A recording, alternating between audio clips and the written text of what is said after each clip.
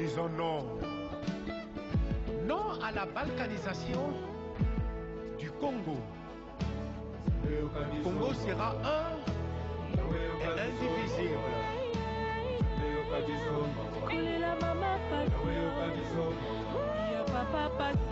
Non à la violence.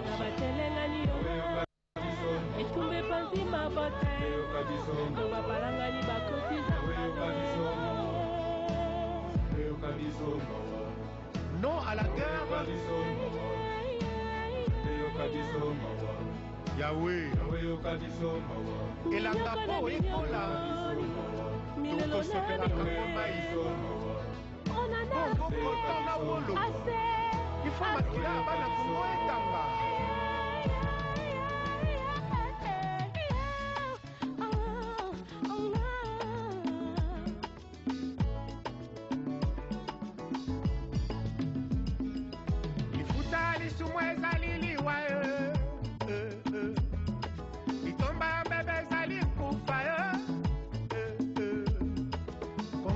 Esta zokufa pona lisumu na beba oyo asalite. Eske ezali fate ya nzambe o apesa biso kita na bamengo.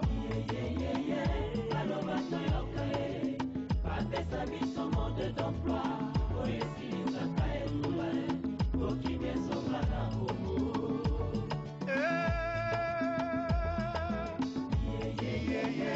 Aloba toyoka apesa biso mode d'emploi.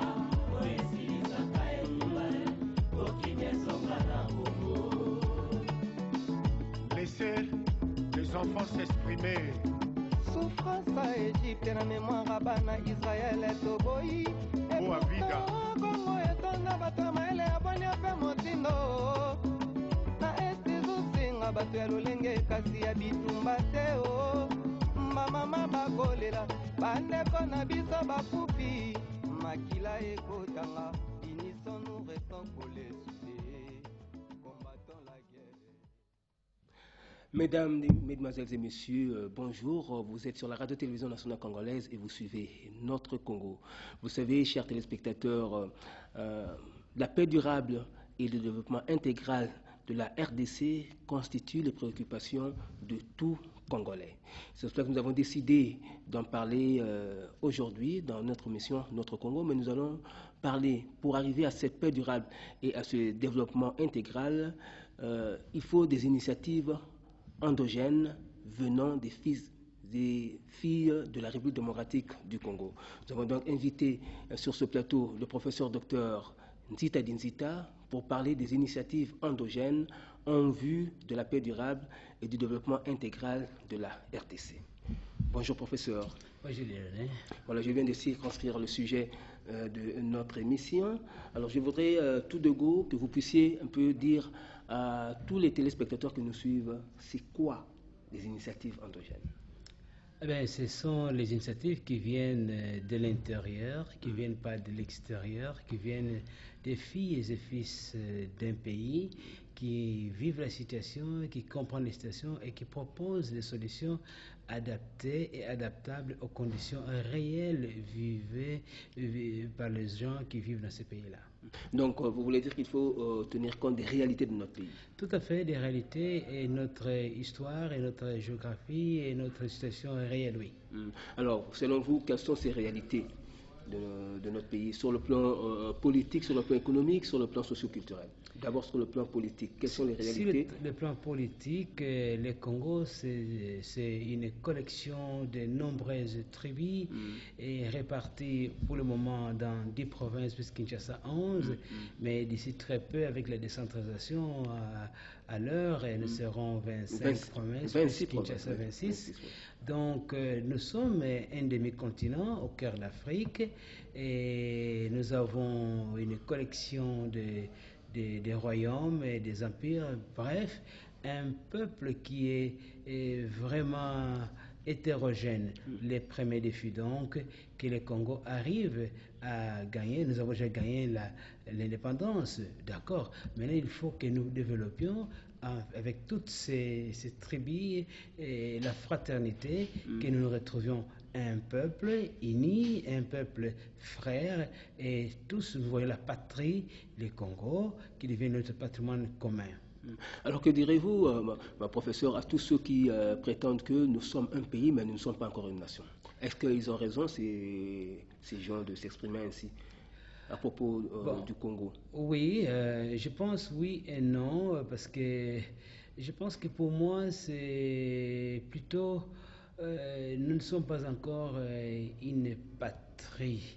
De telle enseigne que le Congo devient notre patrimoine commun et que chacun de nous se voit partie prenante de ce qui est au Congo, et chacun de nous arrive à contribuer au maximum de ses efforts. Et nous sommes un pays, certes, déjà les limites données au Congo depuis 1884, j'ai bien choisi la date, 84, le 22 avril, quand les Belges sont partis faire des lobbying au président Harrison aux États-Unis, avant Berlin. Vous savez qu'avant Berlin, il y avait une négociation pré-Berlin qui a fait que les États-Unis étaient les premiers pays à reconnaître le Congo dans ses limites actuelles. Alors, la Convention de Berlin est venue et le Congo n'était pas concerné, et il fallait Berlin II pour parler du Congo, qui avait une mission stratégique spécifique qu'on a donné au Congo. Mais alors, toutes ces choses-là, vous savez que même à Berlin, il n'y avait pas un seul Africain qui devait parler de l'Afrique. Mais maintenant que nous sommes à la table, nous avons notre pays en main, notre destin en main, il est temps que les Congolais commencent à penser réellement et profondément quels sont les problèmes qui nous dérangent. Donc, votre première question, au niveau politique, oui, nous sommes un peuple vraiment diversifié, oui, mais également, nous avons un passé où nous étions d'abord colonisés pendant très longtemps, et l'esclavagisme, si je peux aller encore plus loin, a été plus long au Congo qu'elle a été dans tous les autres pays en Afrique. Parce que juste après l'abolition de l'esclavagisme, le Brésil a continué avec l'esclavagisme pendant au moins 35 ans.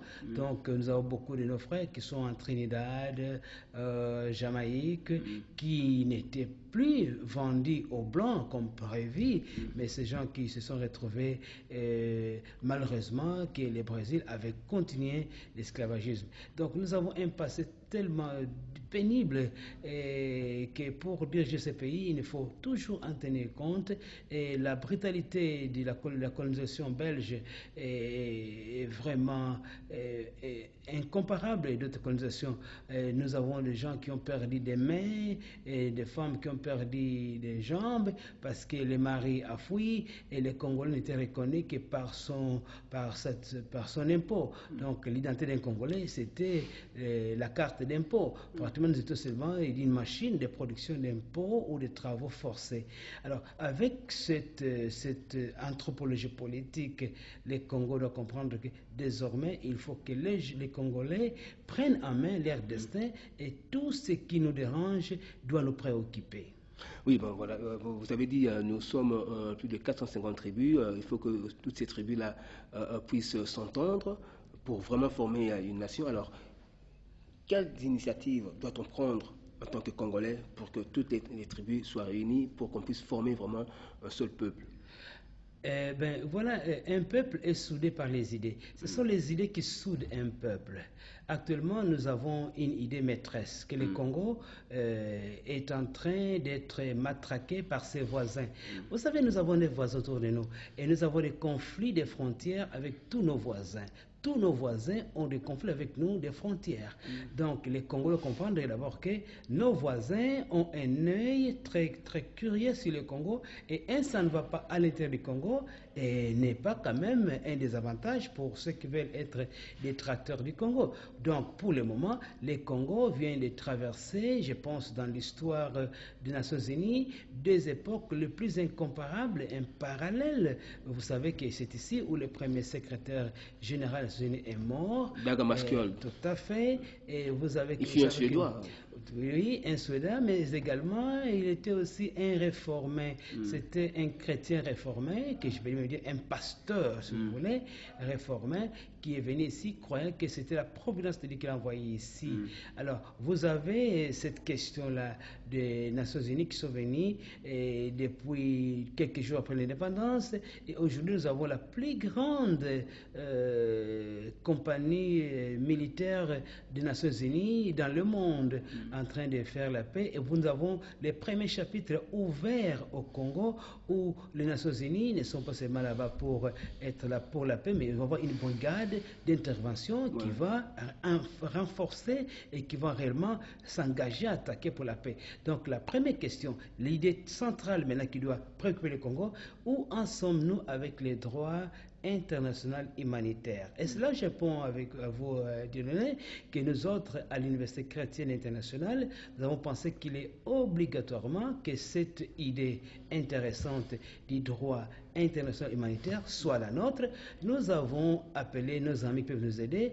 Nous venons d'ouvrir un master en droit international humanitaire qui va concentrer sur deux choses. Comprendre d'abord c'est quoi justement le droit international humanitaire, mais également comment aller à part apaiser la paix, apaiser la guerre, stopper la guerre, mais comment allons-nous décoller en tant qu'un pays? Parce que le Congo n'a pas encore décollé. Comment on va décoller? Donc cela veut dire que nous devons penser paix, justice et développement. Alors nous avons également un programme de développement intégré où nous voulons que ce sont nos idées à nous, nous comprenons. Nous sommes donc partis aux professeurs qui forment d'autres experts à travers le monde. Et nous sommes partis à New York University, nous sommes partis à Harvard, nous sommes partis à l'Université de Pittsburgh et ailleurs. Nous amenons les experts de venir ici au Congo et former les Congolais. Je pense que d'ici mois de juin, il y aura 30 Congolais qui seront formés par les professeurs les plus éloquents dans ce domaine du droit humanitaire international et aussi développement intégré et paix et justice. Ça, c'est dans un côté. Prenez une autre idée qui dérange les Congo, la corruption. Eh bien, nous avons dans notre université également un think tank ou bien une boîte à penser qui s'appelle l'Académie africaine contre la fraude et contre la corruption. Pourquoi? Parce que nous voulons que chaque entreprise de l'État qui nous écoute ait des hommes qui sont formés pour détecter la fraude, pour détecter la corruption, avant que nous devenions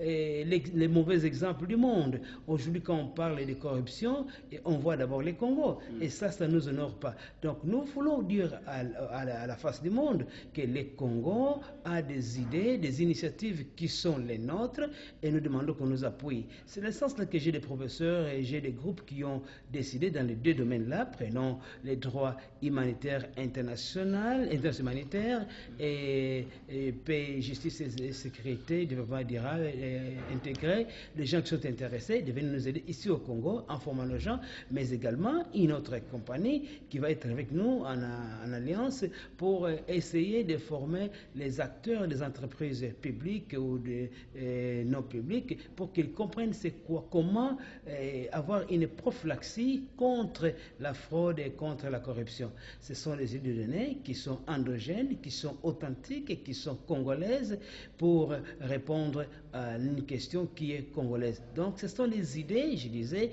qui soudent un peuple et les idées naissent des problèmes. Oui, mais je comprends, professeur, mais vous avez des idées, mais il faudra mettre ça en pratique. Et pour mettre ça en pratique, vous devez avoir le soutien des décideurs politiques.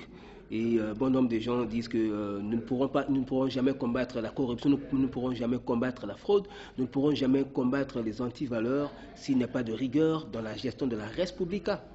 Si la justice ne fait pas son travail. Oui, alors qu'en dites-vous? Dieudonné, d'accord, je suis d'accord avec vous. Vous savez, je suis quand même fatigué quand je vois ce qui se fait au niveau de la justice. Mais au lieu de trouver d'abord les erreurs dans toutes les autres personnes à part nous-mêmes, je commence par nous-mêmes d'abord.